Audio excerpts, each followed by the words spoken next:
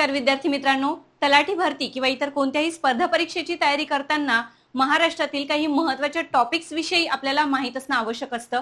त्यामध्ये आज आपण पाहणार आहोत महाराष्ट्रातील एक महत्त्वाची नदी कृष्णा नदी विषयी माहिती। तर बघा, कृष्णा नदी ही महाराष्ट्रातली एक महत्त्वाची नदी आहे आणि ती राज्याच्या काही भागांमधून वाहते। आता कृष्णा नदी ही महाराष्ट्रातील किती जिल्ह्यांमधून वाहते हा महत्त्वाचा विषय आहे। कृष्णा नदी ही महाराष्ट्रातील सातारा, सांगली आणि कोल्हापूर अशा 3 जिल्ह्यातून ही नदी वाहते। आता कृष्णा नदीची महाराष्ट्रातील एकूण लांबी किती आहे? महाराष्ट्रातील एकूण कृष्णा नदीची लांबी आहे 282 किलोमीटर इतकी। आता कृष्णा नदीच्या खोऱ्याने महाराष्ट्रातलं जे क्षेत्र व्यापलेलं आहे ते आहे एकूण 15.46% इतकं क्षेत्र। कृष्णा नदी ही भारतातील किती राज्यांमधून वाहते? भारतातल्या 3 राज्यांमधून ही नदी वाहते। महाराष्ट्र, कर्नाटक आणि आंध्र प्रदेश राज्यातल्या 3 जिल्ह्यातून वाहते आणि भारतातल्या 3 राज्यातून ही नदी वाहते।